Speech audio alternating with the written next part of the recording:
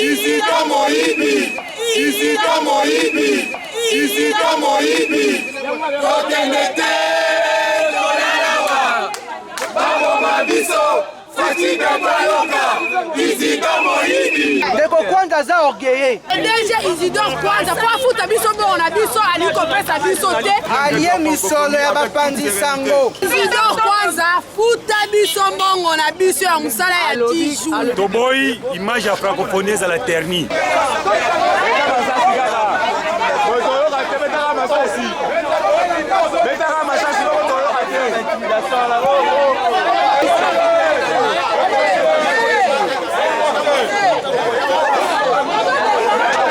Déjà ndenge boye bakoyoka kaka bino bakosolola na bino bakotinda délégation kuna me bozala no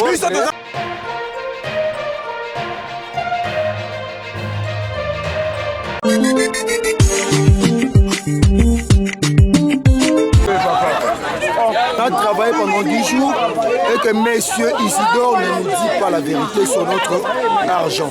L'ouvrier mérite son salaire et je le précise, nous ne mettons pas en cause la réussite du 9e jeu de la francophonie. Nous ne mettons pas en cause. Nous voulons simplement revendiquer notre droit parce qu'on a travaillé pour ça. C'est tout.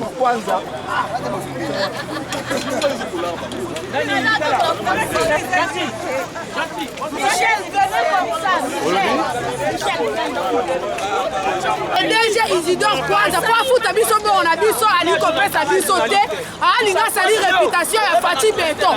Nous les journalistes nous soutenons le président de la République. Maître Gims va passer un jet privé. Gims a commettre un concert à vue cachée naé. Faire école à vue cachée. Fali à vue cachée. Musiciens nous sont prestés la francophonie à vue cachée. La plus forte raison que j'ai en francophonie et les journalistes. Tu travailles comme un robot. Pendant 10 jours. Briefing est aussi dans la 0 heure, 2 heures. Pour la cause et après, balobino va foutre à bisoter. Ceux qui m'ont dit d'or à qui journaliste, je ne pense pas qu'Alinga qui a foutu la monnaie ou a foutu les journalistes. Bisot, tu mérites un hôtel, chef de l'État, tu mérites un hôtel. Au Koumissa qui est au remercié qui média dans le stade de Marty. Dans jour à clôture. Toboy, image à francophonie à la ternie. Toboy. Nyamulenge, mbona sasa kinwe Congolais sasa Nyamulenge tia. Yote Kongo, toye bayo.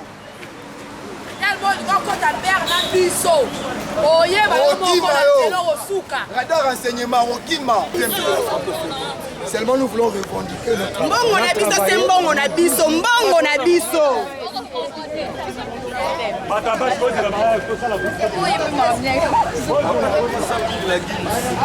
Il est à Canada, il dépêche Canada fourmi rouge. Allez inspirer kwanza.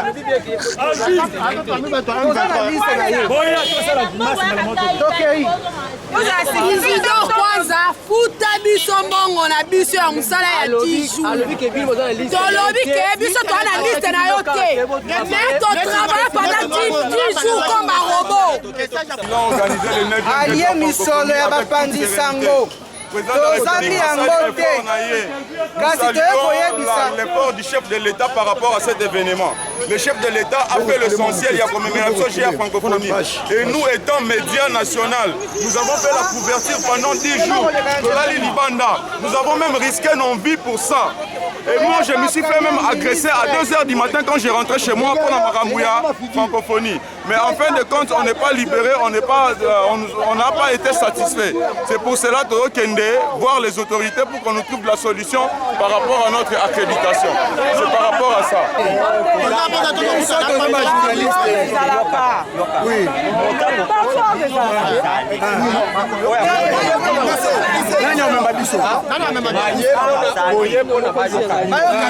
Déjà ndenge boye bakoyoka kaka bino bakosolola na bino bakotinda délégation kuna me bozala no Biso toza bato des gens biso toza ba journaliste tokende na bureau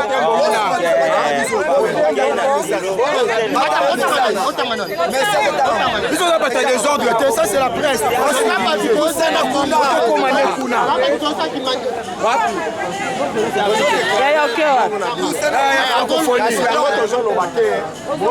awa place moko moro na bino emonana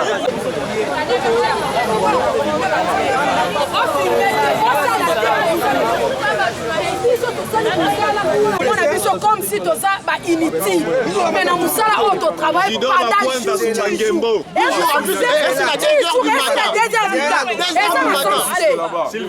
balobi boye toali baafricain malamu naloba bongo nakufa po naloba malembe po naloba te nakokufa malamu naloba bongo nakufa nani azali Isidore Kwanja azali diaspora afandaki na Canada babengi na fete ya IDPS Ottawa afandaki na Canada fourmi rouge ndeko Isidore Kwanja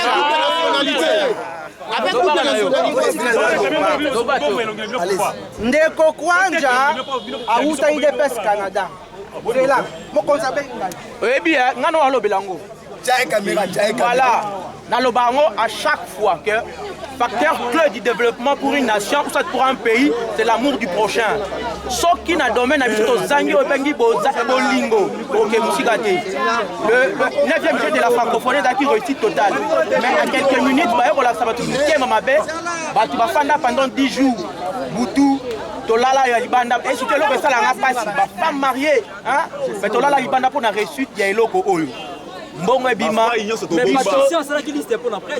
mama yango lona aloba omoni motema mabe de modèle ekomi na RDC na mosataka mwaka soki ezalaka ye obeza ye te arempisa audience take ne pa nzambe atu na nzambe qu'est-ce qui ne va pas en RDC quel que soit likambo eza ndenge nini ya toujours ka motema mabe tozoboya makambo wana tout tosala misala makasi mpe makambo esimba à 100%. Isidore Kwanja, soki congolais de père et de mère, vous devez respecter la presse. Il semblerait que vous êtes journaliste. Oui, passe congolais, passe journaliste. En tout cas, ça l'effort on résout le problème de journaliste.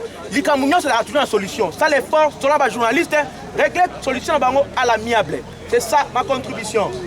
Nali déjeuner na tongo ya kolia premier jour. Avant, babanda 9e jour francophonie. Balia malewa to bomba ngo to garda ngo to boya ko tozwa ba image wana to garda ba image wana to bomba ko lakisa ba image wana po to lobaki mboka na biso ekoki kozala na ko bimisa réputation ya mabete po na mboka to garda ba image wana to lobi te to garder to protéger chef de l'état Félix Antoine Tshisekedi maintenant Isidore Kwanja azolinga ba journaliste basirika pourquoi pour quelle raison c'est tozala journaliste à ma paix. Tolinga to salani. Tolinga to zobaïna. Sona to kulia papa mama ya babelina. Beto boya. Kususu kuta lela zone la na biso na biso ba journaliste. Beto boya combien sa réputation à pays na biso.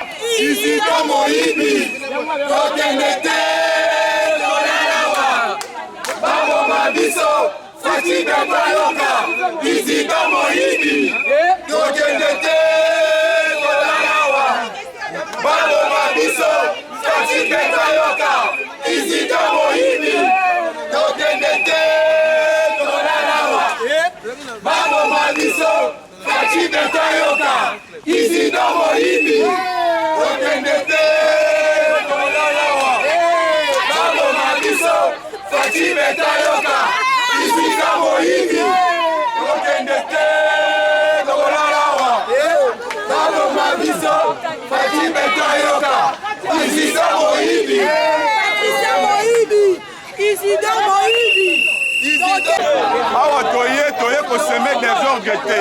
Toza ba journaliste accrédité par le 9e jeu de la francophonie. Tout ça, les couvertures médiatiques n'a du début jusqu'à la fin.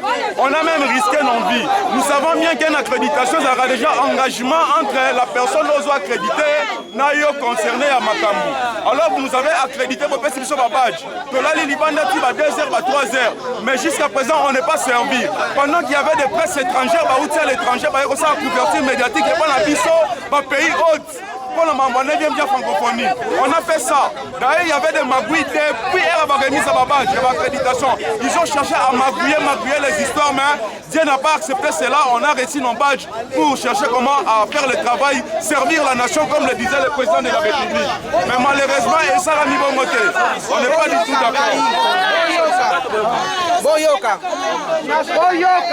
nani na sololi sikoyo na chef ya service de communication premier ministre mwana mboka Marcel Mubenga na zwi interfere alobi na ngai boye ndeko kwanja aza orgueilleux abengaki ndeko kwanja azali orgueilleux sur cette osala ndenge nini lokola kwanja azalaki nommé na ordonnance présidentielle epai ya mokonzi ya mboka ye moko Faci Beton lelo mokonzi ya mboka aza na milululu ayambi mokonzi ya mboka Burundi na Kisasa président Evariste Ndayishimiye lobi président Burundi akozonga na mboka na ye Burundi soki lelo toyebi totya mobulu abwe premier ministre sikoyo aza pas président ministre ya communication et média aza pas président mokonzi ya mboka mpe ye moko mpe kuna aza mbwiye na makambo ayambi mopaya ya sika na mboka tozonga lelo mais avant tozonga tosala video moko tout de suite tosatake na monsieur Kwanja topesa ultimatum ya lelo lobi suka yango ezali mercredi donc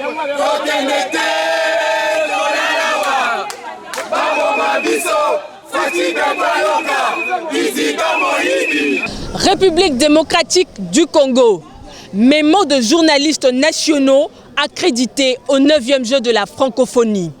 La République démocratique du Congo a organisé du 28 juillet au 6 août 2023 les 9e jeux de la francophonie. Cet événement, qui est le 2e grand événement après les combats du siècle de Ali et Forman, en 1994, a connu un succès incroyable grâce à l'implication personnelle du chef de l'État congolais Félix-Antoine Tshisekedi Tshilombo et sous la supervision de Sama Lukonde, chef du gouvernement congolais représenté par Isidore Kwanja, directeur du comité national de jeux de la francophonie. Les journalistes nationaux ont également travaillé jour et nuit pour la diffusion des différentes compétitions des athlètes et différentes tranches de communication du gouvernement congolais qui finissaient vers 2 heures du matin. Les professionnels de médias qui se sont concentrés plus de 10 jours pour relayer le 9e jeu de la francophonie en temps réel se sont vus sabotés et négligés par M. Isidore Kwanja, représentant du gouvernement congolais. Sur ce, les journalistes nationaux accrédités au 9e jeu de la francophonie sollicitent l'implication personnelle du chef de l'État congolais Félix-Antoine Tshisekedi Tshilombo afin qu'ils soient rétablis dans leurs droits. Par la même occasion, les professionnels de médias recommandent au Premier ministre et chef du gouvernement, Sama Lukonde, de débloquer en urgence la situation financière en vue de préserver l'image du 9e jeu de la francophonie organisé en République démocratique du Congo. Fait à Kinshasa le 28 août 2023, signé la délégation journaliste.